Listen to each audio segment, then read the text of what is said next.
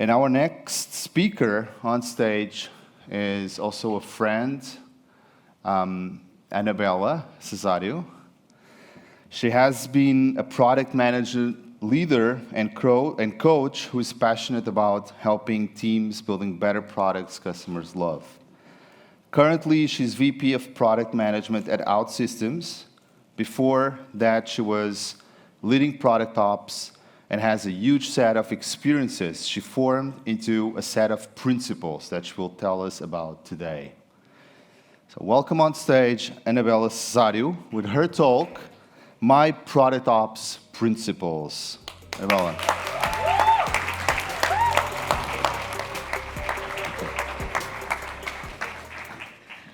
So, thank you, Andrea, for having me here. It's really amazing being here at Productized, especially because we are in Lisbon, my town.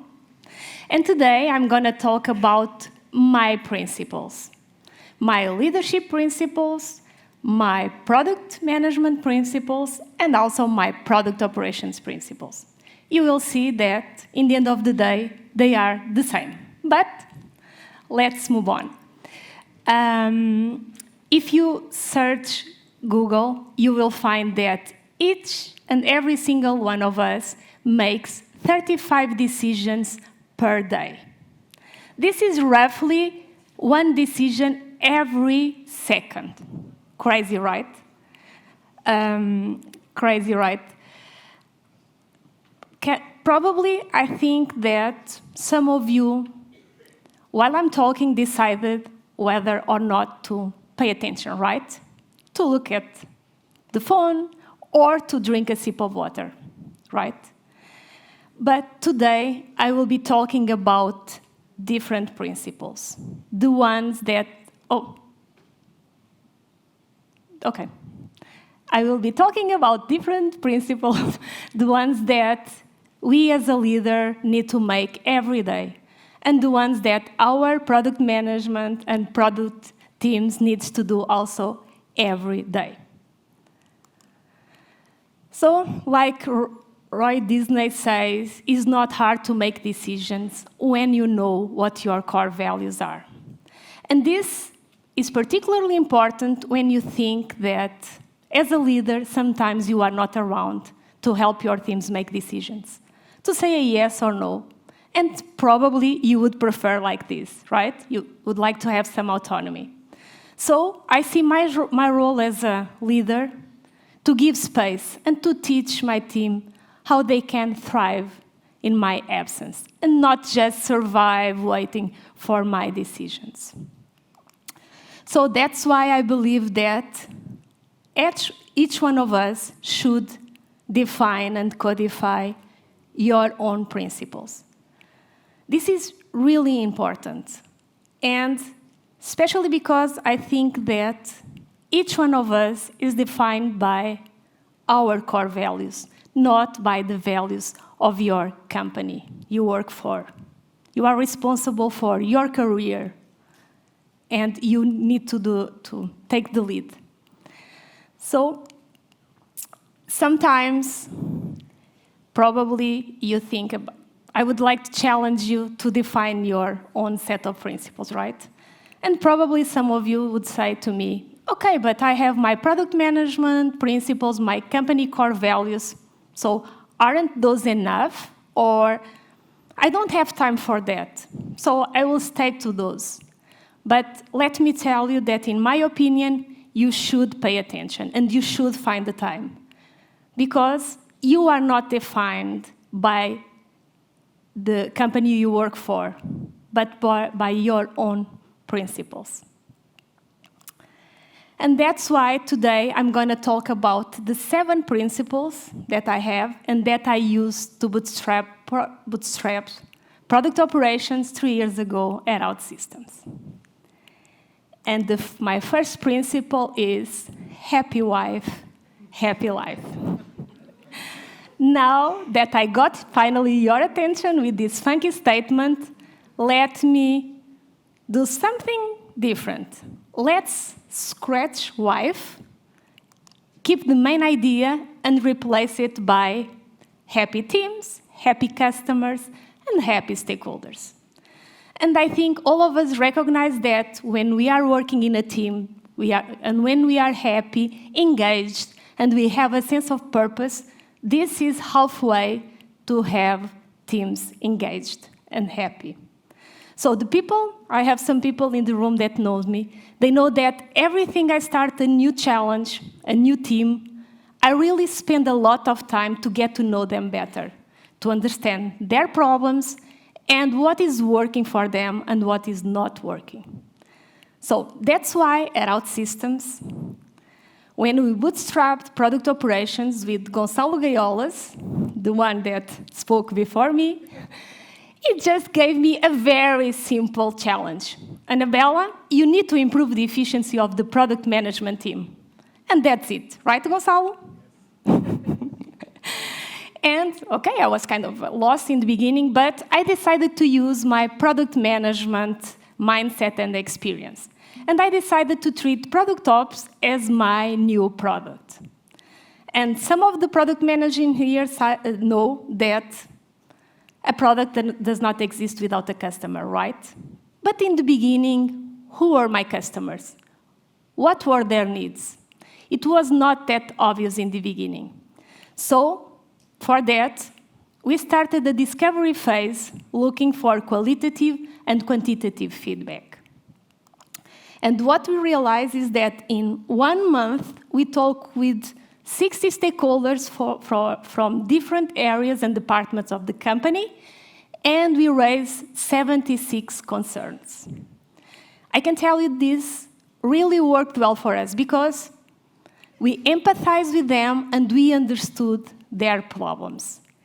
And after that, we sat down with them and designed the just and right process or solution to solve their problems.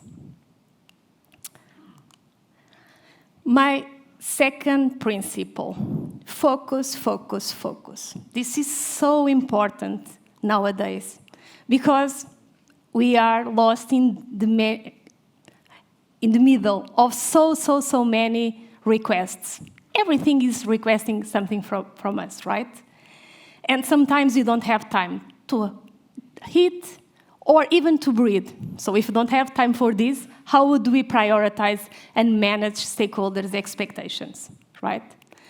So also, focus for me means that you need to learn how to say no. But in our job, how can we say no to such an important stakeholder like the CEO, the CTO? I know that is not easy, right? But we need to do it in order to succeed and survive as well.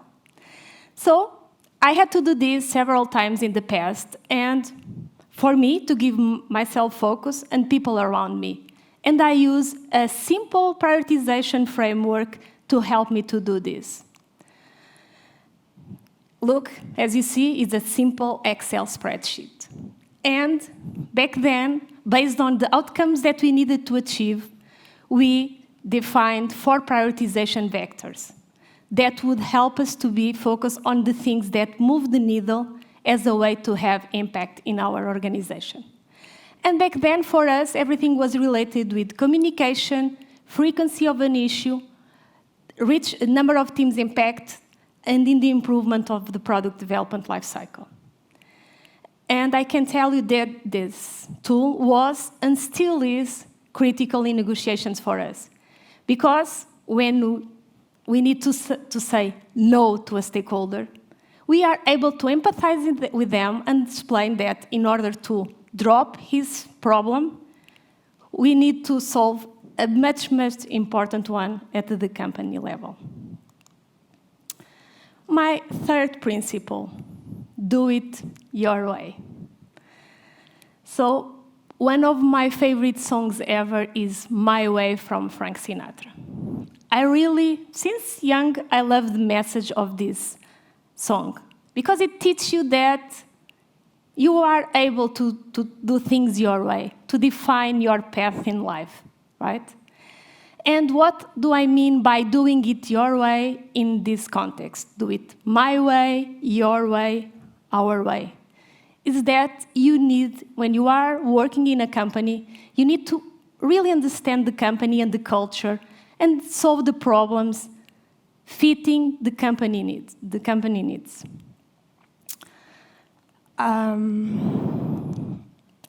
And at OutSystems, we also did it our way. So what we did was we tailored the product management function to our reality. And we were able to improve the efficiency of the product management team by 30% because we were able to address 60% of the use cases in a centralized way in just 6 months. And for this, we adopt the product management tool as a single source of truth that allows us to implement some of these cases, as I said, in a centralized way. So nowadays, we have product stakeholders giving us feedback on the tool. We are also able to define all the initiatives and prioritize them using prioritization vectors aligned with the company and the product strategy. And we have plenty of roadmap views also in the tool. So someone from Product Ops tailors roadmap views specific for different audiences, for engineering with more detail, for marketing, sales, and so on. And I can tell you that PMs love it because it's standardized things that take time and have had small value, like processes and tools, and allows PM to focus on the core competencies, the product, and the customer, of course. Principle number 4. Now the outcomes are the real thing. So modern product manager teaches that we should move away from outputs and focus on outcomes. I strongly believe on it. Because when you and your team have clear outcomes defined, you are able to understand how your work is contributing to the business, how you are delivering value to your customer, and also, really important as well, how your performance is being measured. So at OutSystems, we define in the beginning focus clear areas for our Product Ops team. And for each area, we define a mission to give the team purpose. We define clear outcomes to focus on delivering the right value and ensure they have that present. And we also define metrics to ensure that we were able to measure the success and the work we were doing, but also to show other people the value that we were delivering. And I can tell you that this outcomes-first approach was really game-changing event for us because it allowed us to showcase our value and as a way to have impact as in the leadership team. Principle number 5, amplify the good in people. So, probably Star Wars fans. Yoda is one of my preferred characters on Star Wars. But in this case, what I mean by amplifying the good in people. As a leader, you really has the responsibility of give your team space, find the right challenge for them, so they can learn. But you are also responsible for train them, because training is really important to help them grow. Some people around me believe the product management mastery comes from the day-to-day work, and for us to learn with our mistakes and other people's mistakes. I strongly believe in training, because I know as a leader, if I don't train my people, for sure, others will do. And that's why we created OutSystems. Gonçalo, back then, gave me the budget, thank you, Gonçalo, to invest on an internal academy. We created the OutSystems B2B Product Management Academy. And we invite some product gurus like Bruce McCarthy, like Tammy Rice. Tammy, are you here? Yeah. You are the first teacher, trainer that we brought, and we love you. You did an amazing job. And this was really important because we brought people that know the drill and that they came and tailored the academy to our needs, speaking the OutSystems language. And I can tell you that the academy has a return of time invested of 4.5 in 5. PMs really recognize the value, and they tell us that the academy is helping them to do a better job. Principle number 6, change is the only constant, right? I think all of us agree on this. Let me tell you a personal story. A couple of years ago, a former colleague from a different company described me as a survivor. Do you know why? Because I spent probably 15 years in that company, and the company changed a lot. We had good moments, bad moments, but I was there. I stuck there for a lot of time. And thinking about it, I think it was because I learned with the change. I embraced the change, I was able to learn with that change. Do you remember those, Kodak and Nokia? As many others, they were not able to innovate, to keep up with the change. So that's why whenever I have a new challenge, I don't resist it. I embrace it, I try to do my best, I try to put some passion on it, because if I don't do that, I know that for sure I will fail. At OutSystems, up until recently, we had two product operations, two ops teams. Product operations helping PMs and engineering operations helping engineer. Two teams, two different operating models, same goal, but with some silos in between. I think you guys are seeing the picture, right? And lately we decided to unify the teams to improve the efficiency. Now again, as a leader, I'm leading the transformation. I need to create one team, hopefully improve the model and the way we work. So guess what I did? Using these principles, I create a simple change management process. I call it Change Management 101, where I apply these principles and I keep it simple. Again, talking with people, understand the problems, design the solutions with them, and continue improving it. Last but not the least, principle number 7. Everything is a product, even you. It's true. Tammy, and speaking about Tammy, I love your workshop. And sorry, I copied this quote. But I will not be talking about career goals. I will be talking about us, the way we should look at us, monitor us, and have self-care with us. Because I'm talking about this because I believe that a team is an image of the leader. Teams mimicate what you do, the good things and the bad things. So as a leader, I believe that you need to be well in order to help your team. So now, stop. Everyone stop. Look at me. Now, think about you are a product manager, and you will think about your most important product, yourself. Now, log into your dashboard. Go to real-time analytics. But this time, okay, forget the users, forget the revenue, forget logins, and see how you are doing regarding exercise, food, family. Are you spending the right time with your family, with your friends? So are your dashboard green, yellow, or red?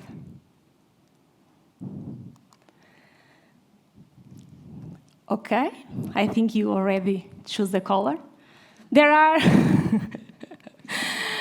There are several ways for you to do that. If you don't have a dashboard, I'm assuming that you might not have, or you might.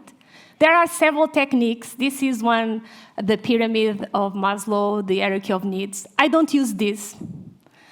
I keep it really simple. Several times years ago, I decided, and I stopped for a while, and I decided what is my good, bad, and ugly. And I can tell you that over the years, I really understand myself, and I'm able to monitor this. And also, I'm super comfortable talking about my ugly and my bad. So I know what are my strengths and what are my weaknesses, and I'm comfortable to talk with them, even with my team. I don't feel that I'm weaker for that.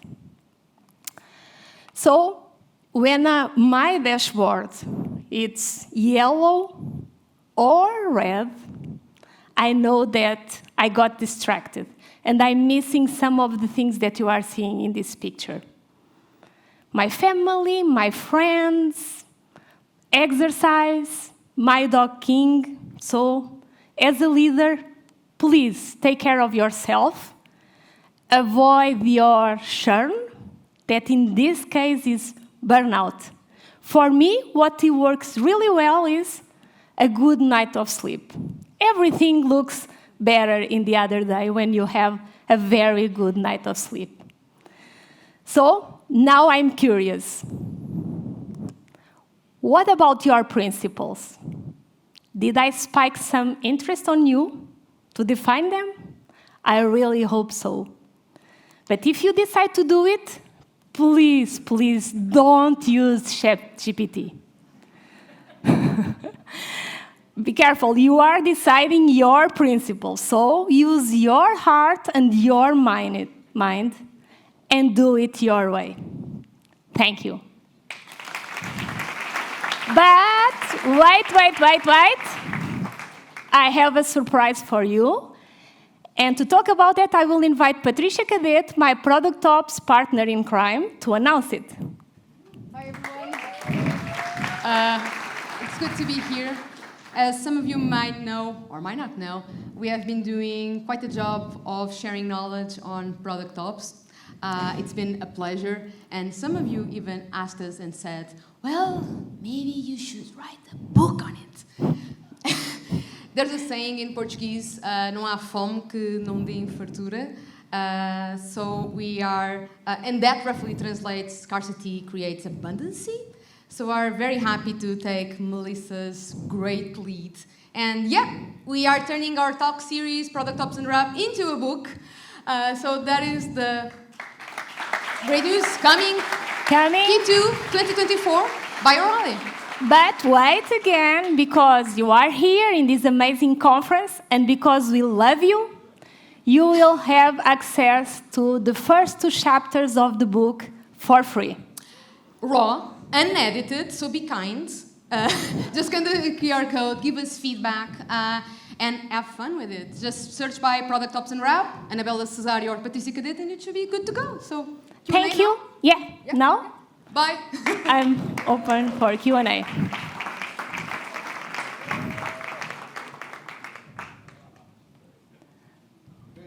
thank you, Anabela.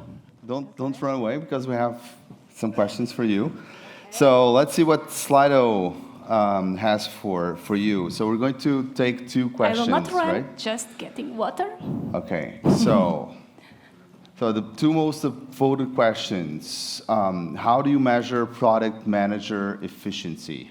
Ooh. Because I think you talked about 4.4, if I understood right. So how do you get to that number? Or Okay, we have different metrics, so it's a very good question. So when I talk about the metric that you talk about is the success of the academy, the value. In this case, the question is about efficiency. What we do is really simple math, so keep it simple.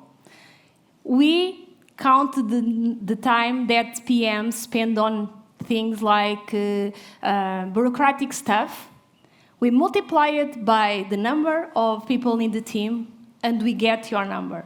And then we did the math. So one Product Ops person is able to do it better, a job that they take them too long. So that's why I sum all the use cases that, for instance, the tool implements, and then we define the rationale. It was the 30-60 was based on this. All right, I'm going to talk about it on the book, I guess, as well. Yeah. Okay.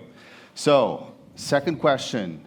In general, how did you define the outcomes and metrics for the teams, bottom up? And if it was bottom up, was it the teams, product, and tech, or just PMs? Okay, the story that I shared was just PM. Now I need to do it for the combined team. I use kind of mix of two. With Gonçalo, we defined the direction, where we wanted to be. And then, based on the interviews and the outcomes that we wanted to achieve, we defined that the focus areas, and each team had a metric and outcome. So I did it like this. Okay, and I know I told two, but I think this last one, it's so to the point of your talk today. Can you be specific about how do you make people happy? Is motivation enough? Oh, I hope someone from my team would answer this, but Patricia, do you want to take anyone this from one? You are your team here? No, because you are from my team, so the question is for you. Okay. How so do Patricia, I make you? We have a mic there. Oh, if sorry. you want, So you can take it the will mic. take 2 turns. Yeah. No, I think okay. So the way I see it, and you can talk with Patricia to see if I'm seeing it right. I think I listen to them and I understand what they want. And I'm lucky to work with clever people that are ambitious. So for me, it's easy. I just need to give them space and create the conditions for them to grow. And in the end of the day, if they have a problem, they come to me and I will support them. So All right. if I had to summarize it, I would do You are it. there for them. Yeah, I am. Thank you. All right, thank you, Anabela, and thank you also, Patricia, for coming on stage and for being with us. Thank you so much. You are welcome.